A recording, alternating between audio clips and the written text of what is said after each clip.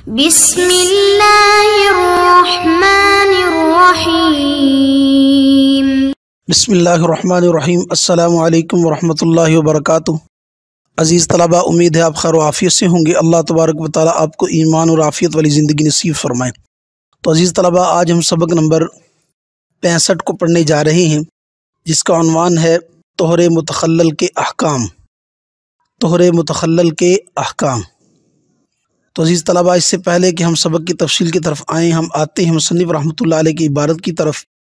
عبارت کچھ یوں ہے: وَالطُّہْرُ الْمُتَخَلَّلُ بَيْنَ الدَّمَيْنِ فِي الْمُدَّةِ حَيْضٌ وَنِفَاسٌ وَأَقَلُّ الطُّهْرِ 15 يَوْمًا وَلَا حَدَّ لِأَكْثَرِهِ إِلَّا عِنْدَ نَصْبِ الْعَادَةِ فِي زَمَانِ الْاِسْتِمْرَارِ۔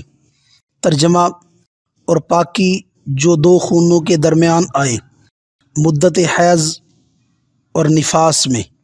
حیض اور نفاس ہے، اور پاکی کی کم از کم مدت 15 دن ہے، اور کوئی حد نہیں اس کی اکثر مدت کی، مگر عادت مقرر ہونے کے وقت استمرار خون کے زمانہ میں۔ یہ تھا عبارت اور ترجمہ۔ اب ہم آتے ہیں سبق کی تفصیل کی طرف۔ آج کے سبق کے اندر ہم پڑھیں گے طہر کی تعریف اور طہر متخلل کا حکم ما اختلاف ائمہ۔ نمبر 2، طہر فاصل کی اقل مدت اور اس کا حکم۔ نمبر 3، طہر فاصل کی اقل مدت کا بیان جو دو نفاسوں کے درمیان ہو۔ نمبر 4، اکثر مدت طہر کی حد اور اس کا حکم۔ نمبر 5، مستحاضہ کی 3 صورتیں اور ان کے احکام۔ نمبر 1، طہر کی تعریف اور طہر متخلل کا حکم ما اختلاف ائمہ۔ طہر کسے کہتے ہیں؟ طہر دم حیض کے انقطاع کے زمانے کو کہتے ہیں۔ جب حیض کا خون رک جائے، ختم ہو جائے، اس کے بعد کا جو زمانہ ہے اس کو طہر کہتے ہیں، یا یوں کہیں کہ پاکی کے زمانے کو طہر کہتے ہیں۔ پاکی کے زمانے کو طہر کہتے ہیں۔ پس طہر اگر مدت حیض یا مدت نفاس میں، حیض کا خون چل رہا ہے یا نفاس کا، تو دو خونوں کے درمیان اگر وہ واقع ہو جائے، یعنی حیض کا خون ابھی چل رہا تھا، بیچ میں ایک آدھا دن خون رک گیا، پھر اس کے بعد پھر خون جاری ہو گیا، تو یہ بیچ کا جو دن ہے جس میں خون رکا رہا، اس کو ہم طہر کہتے ہیں۔ اس کا کیا حکم ہے؟ اس کو طہر متخلل کہتے ہیں۔ نفاس کا خون چل رہا تھا، بیچ میں اچانک خون رک گیا، 1 دن 2 دن رکا رہا، اس کے بعد پھر خون جاری ہو گیا، تو اس کو کہیں گے طہر متخلل۔ تو آیا کہ طہر متخلل کا کیا حکم ہے؟ تو عند الاحناف طہر متخلل جس خون کے درمیان واقع ہوا ہے اسی خون میں شمار ہوگا۔ یعنی حیض کے دن چل رہے تھے، بیچ میں خون منقطع ہوا 1 آدھا دن، پھر چل پڑا، تو یہ حیض ہی شمار ہوگا، یہ دن بھی حیض میں ہی شمار کیا جائے گا۔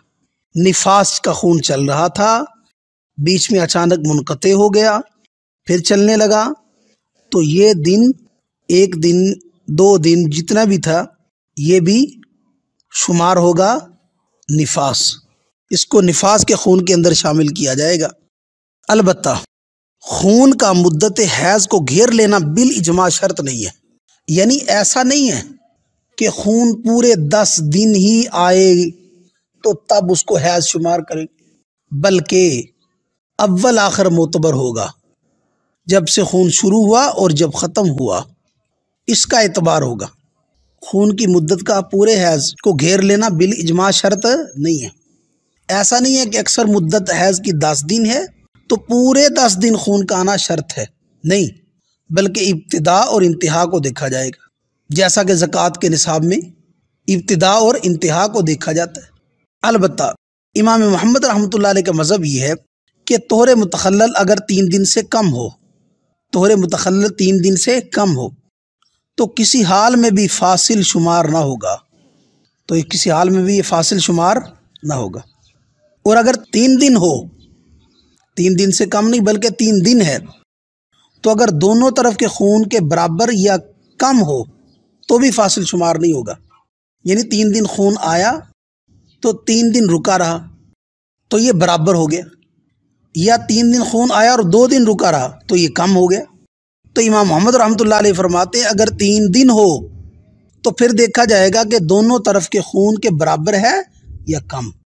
اگر برابر یا کم ہو تب بھی فاصل شمار نہیں ہوگا، تب بھی اس کو فصل شمار نہیں کیا جائے گا، اس کو اسی حیض کے اندر داخل کیا جائے گا، الگ سے شمار نہیں کیا جائے گا۔ اور اگر دونوں طرف کے خون سے زائد ہو، یعنی جو خون پہلے آیا اور جو بعد میں آیا ان کے درمیان چونکہ طہر کا زمانہ ہے، تو اگر دونوں طرف کے خون سے وہ زائد ہے، یعنی 2 دن خون آیا پھر طہر 3 دن رہا پھر خون 3 دن ہو گیا، تو اب خون کے دن 5 ہوئے دونوں طرف کا خون ملا کر، اور طہر کی مدت 3 دن ہوئی، تو لہٰذا دونوں طرف کے خون سے یہ زائد نہیں ہے بلکہ کم ہے۔ تو امام محمد رحمۃ اللہ علیہ فرماتے ہیں اگر دونوں طرف کے خون سے زائد ہو گیا تو فاصل شمار ہوگا، ورنہ وہ کسی صورت میں فاصل شمار نہیں ہوگا۔ جبکہ امام ابو یوسف رحمۃ اللہ علیہ سے روایت یہ ہے کہ 2 خونوں کے درمیان جب طہر 15 دن سے کم ہو، 2 خونوں کے درمیان طہر کیا 15 دن سے کم ہو تو یہ طہر فاصل شمار نہیں ہوگا۔ 15 دن سے کم طہر فاصل شمار ہوتا ہی نہیں، طہر فاصل شمار نہیں ہوگا، بلکہ طہر کے دن بھی زمانہ حیض میں شمار کیے جائیں گے، کیونکہ یہ طہر فاسد ہے، اس کا کوئی اعتبار نہیں، لہٰذا یہ جاری خون کے مرتبہ میں ہوگا۔ اسی پر متاخرین نے فتویٰ دیا، امام ابو یوسف رحمۃ اللہ علیہ کے اسی قول پر متاخرین نے فتویٰ دیا، کیونکہ یہ مفتی اور مستفتی دونوں کے لیے آسان ہے۔ جبکہ ایک روایت امام ابو حنیفہ رحمۃ اللہ علیہ سے بھی یہی ہے، اور کہا گیا امام ابو حنیفہ رحمۃ اللہ علیہ کا آخری قول بھی یہی ہے۔ یہ تھی طہر متخلل کا حکم اور اختلاف ائمہ۔ نمبر 2، طہر فاصل کی اقل مدت اور اس کا حکم۔ 2 مستقل حیضوں کے درمیان طہر فاصل کی اقل مدت 15 دن اور 15 راتیں، کیونکہ طہر کی مدت اقامت کی مدت کی طرح ہے، طہر کی مدت اقامت کی مدت کی طرح ہے، لہذا جس طرح اقل مدت اقامت 15 دن ہے ایسے ہی اقل مدت طہر بھی 15 دن، کیونکہ طہر اور اقامت میں سے ہر ایک نماز اور روزے میں مؤثر ہے۔ اسی وجہ سے اقل مدت سفر پر قیاس کرتے ہوئے اقل مدت حیض 3 دن کے ساتھ مقرر کی گئی، لہٰذا 2 مستقل حیضوں کے درمیان طہر فاصل کی اقل مدت 15 دن اور 15 راتیں ہوں گی۔ نمبر 3، طہر فاصل کی اقل مدت کا بیان جو 2 نفاسوں کے درمیان ہو۔ تو 2 نفاسوں کے درمیان اگر 2 حیضوں کے درمیان ہو تو اس کی اقل مدت ہم بیان کر چکے ہیں کہ اس کی اقل مدت 15 دن اور 15 راتیں ہیں، لیکن 2 نفاسوں کے درمیان اقل مدت طہر 6 ماہ ہے۔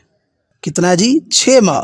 لہذا ایک بچہ پیدا ہونے کے بعد اگر 6 مہینے سے کم میں دوسرا بچہ پیدا ہوا تو یہ دونوں بچے توامین شمار ہوں گے، جڑواں شمار ہوں گے۔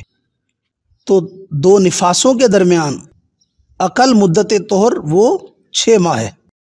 نمبر 4، اکثر مدت طہر کی حد اور اس کا حکم۔ اکثر مدت طہر کی کوئی حد مقرر نہیں ہے، اکثر مدت طہر کی کوئی حد بھی مقرر نہیں، کیونکہ یوں بھی ہوتا ہے کہ عورت کو پوری زندگی میں حیض نہیں آتا، البتہ ایک صورت اس سے مستثنا ہے، وہ یہ کہ کوئی عورت مستحاضہ ہو گئی تو باوجہ ضرورت اس کے لیے مدت طہر مقرر کی جائے گی، ورنہ اکثر مدت طہر کوئی مقرر نہیں ہے، اس کی کوئی حد نہیں ہے، کیونکہ طہر کا تعلق تو حیض یا نفاس کے ساتھ ہے۔ تو اگر کسی عورت کو ساری زندگی حیض ہی نہیں آیا تو کیسے اس کی مدت مقرر کی جائے گی طہر کی؟ تو اس لیے اکثر مدت طہر کی کوئی حد مقرر نہیں ہے۔ نمبر 5، مستحاضہ کی 3 صورتیں اور ان کے احکام۔ اس کی 3 صورتیں یہ ہیں کہ عورت بالغہ ہوتے ہی مستحاضہ ہو گئی، جو ہی بالغ ہوئی اس کو خون شروع ہوا اور چل رہا ہے، 10 دن سے بھی اوپر گزر گئے، تو بالغہ ہوتے ہی مستحاضہ ہو گئی، تو اس کا حکم یہ ہے کہ ہر مہینے میں 10 دن حیض شمار ہوگا اور 20 دن طہر۔